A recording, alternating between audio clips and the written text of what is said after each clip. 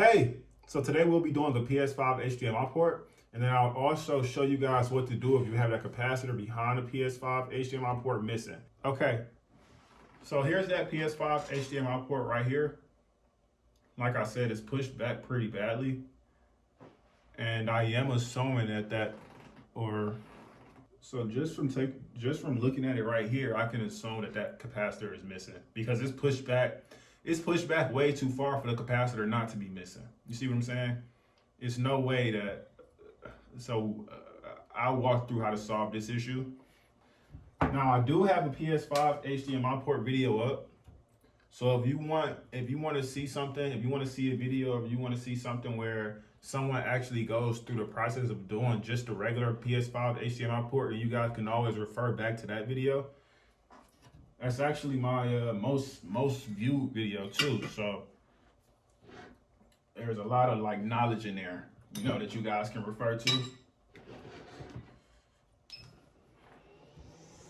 So when we go to take this PS5 HDMI port off, I like to have my airflow on 99, and then my heat's gonna be 480. I know I usually do 500 for my heat, but with this rework station that I have, I want to say 480 is the highest that it goes. So I'm just kind of limited to that, but it still works. It still gets the job done, so that's perfectly fine. And what you want to do is you just want to hold that heat gun underneath the HDMI port, to give it enough time for that factory solder to melt. But once it does melt, you can just go ahead and take this PS5 HDMI port off and begin to prep it for the new one. So this one's been replaced before, and that's why it came off so quick, right? But here's that PS5 HDMI port, the bad one. Right here, it's actually pretty badly damaged. And then what's even worse is, and this is how you can kind of tell if a PS5 is messed up or not. You can always just look inside of the HDMI port. So it's supposed to be like a black line sticking out, and I'll show you guys a good one so you can like compare it. But the thing in the middle is, I don't even know what it's called, but it's missing. It's gone. It's broken off. Like it's completely out of there. So for reference, here's what a good one looks like. Freak. All right. So you see that kind of like line in the middle of this one where it's like plastic, like a plastic line. When you're looking at PS5s, you want to see if one is damaged. You want to make sure that there's no chips or cracks or anything like that in that little in that right there. As compared to this one is gone. It's disappeared. It's non-existent, and we're still looking for it. So we're gonna throw that one in the trash can and get ready for this new one.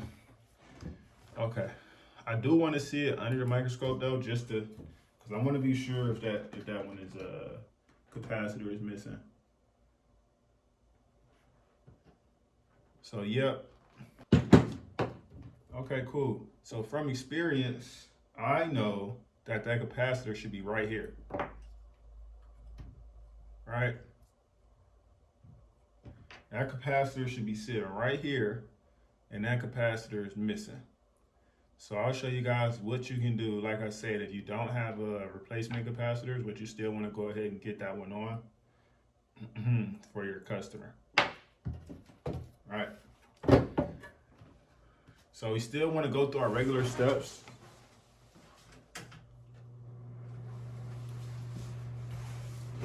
We definitely want to continue our regularly scheduled programming, right?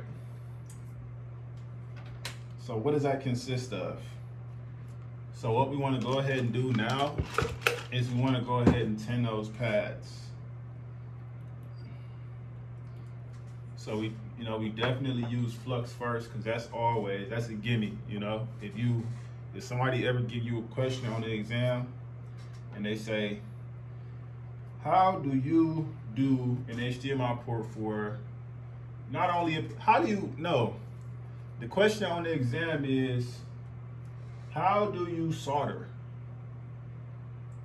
The first thing you want to mention always, besides you know, turning on your iron and all this and all that, you want to mention flux. That's the start to a perfect answer. So our iron is heated up.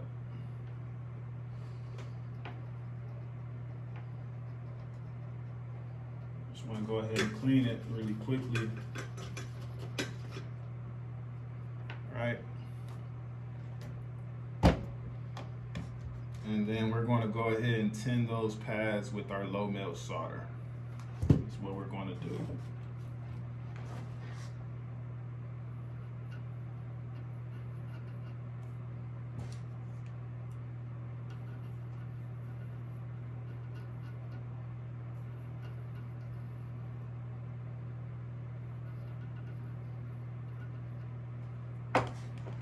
All right.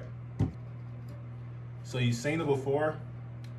And then here is the after.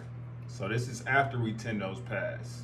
You see, so this is part of our preparation for that new HDMI port. We want to make sure we got fresh solder on those traces, and it's ready to receive that new one so that the pads can kind of stick down how they're supposed to. So, like I said, we are missing that capacitor on the back. Okay, so we already seen that we're missing that capacitor. Like I said, that capacitor is small. So say if you had like a short, right? If you had a short on your PS5 and you know, it was a capacitor that was shorted and you removed your capacitor, for example, you made these often short right here, these capacitors next to this is where the board connects to the power supply. But these capacitors, you'll find that they short from time to time, and it'll cause your PS5 to have no power. So once you do find a short, the good thing is you don't have to go ahead and replace these capacitors. You can just pop the one off that's shorted, and then what? Guess it's going to work. You see what I'm saying? Because it's no longer shorted to ground, and you don't have to replace it, right? So the same is true if you want one of those small capacitors for the back of the HDMI, because the thing is, it's not going to show video without that capacitor. But if I remove that capacitor from somewhere else, the PS5 will still cut on. We have one of those capacitors right, where is it? Right here. So this really tiny capacitor right here is the same size capacitor that we need on the back of our HDMI port. So what I'm going to do is I'm going to go ahead and remove it from there, put it behind the HDMI port, and then put the port on, and it'll work how it's supposed to. So to begin that removal process, I'm going to take a small little like funnel and put it on my, and as far as air, you may want to be careful because it's easy to blow away that small capacitor. But I'm going to keep my air, actually, I'm going to turn my airflow down to be 50 to 60 just to be safe. But I am going to have my heat on that same 480 just because I don't expect to have the heat on here for long. I think that capacitor is going to come right off. I think that capacitor is going to come right off.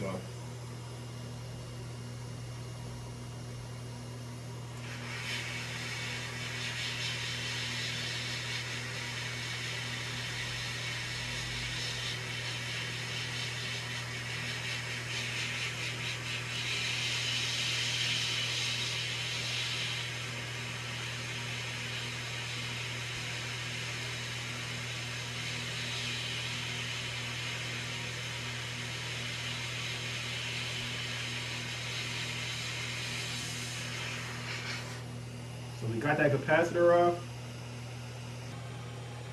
So a capacitor this small, it can be pretty difficult, you know, to take it off, remove it, you know, place it back on. So you really just want to be, you got to be careful and you got to take your time. I like to, what I like to do is I like to start out with some flux, And what I'm going to do is I'm going to set the board up as if I were going to remove that HDMI port, right? So I'm still going to have my heat underneath the board.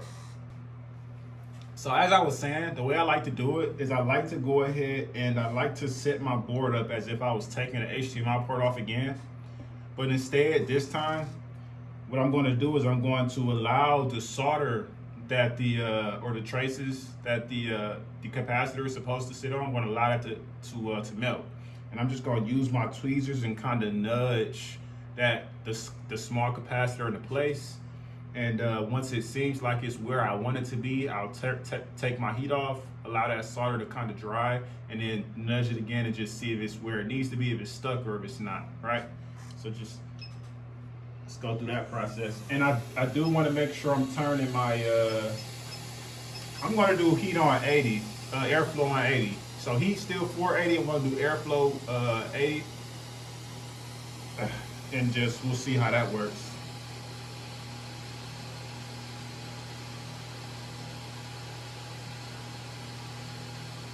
So I already have it in place over top of the traces that it's supposed to sit on. It's already sitting on top of there. So now it's just a matter of letting this solder melt so that it can dry with that capacitor on top. And it could be stuck there. So that's a simple way to go ahead and put that capacitor back on if you guys ever have an issue with that one.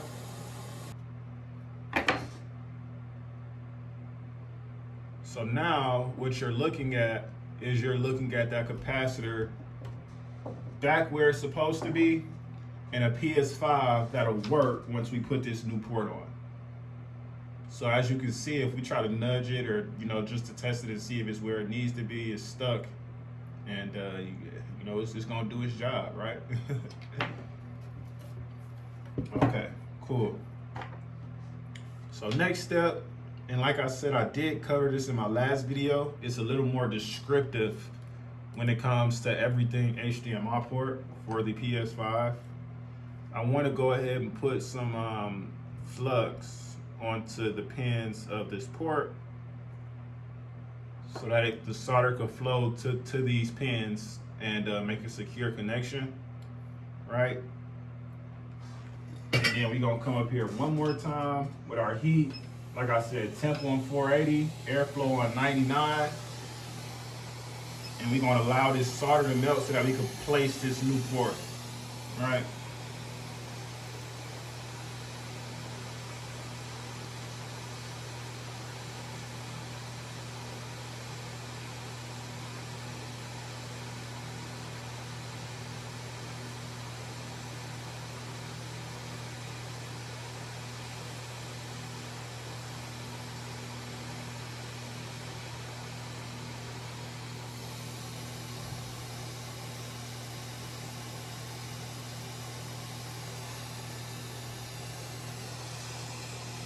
So both sides are pushed down.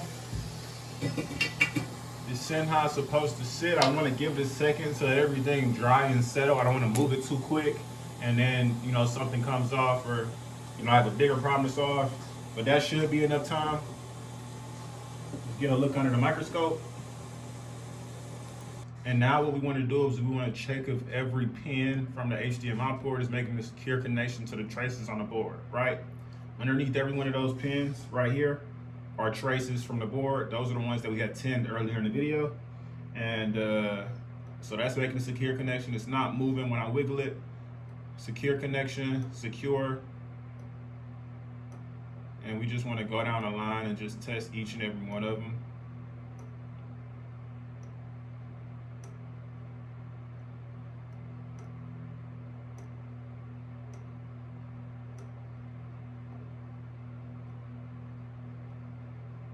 Alright, so first try, I set it on the right way, and now I don't even have to go back and touch these pads, and I won't, and then this capacitor is still here how it should be. So I just want to clean up one more time. And then now I'm sure this one works, so what we'll go ahead and do is put it together so that we can test it. So just give me 1 second. So what I like to do is I like to kind of just, I like to test it without putting it together, because that small possibility of it not working, I don't really want to take that chance, you know? So I like to just plug in the power, you know, the power button cables and, you know, all of this and that, plug all of that little stuff in. And you're also going to need to make sure that you put the heat sink, or I don't know if this is the heat sink or the, whatever the case. You want to make sure you put this back on. This puts pressure on that. What is it, like a Jeep APU or something like that? I don't know. You kind of just want to put this back on. If not, it's gonna overheat and time out in like 2 or 3 seconds, and you're not even gonna be able to see your progress or if it works or what.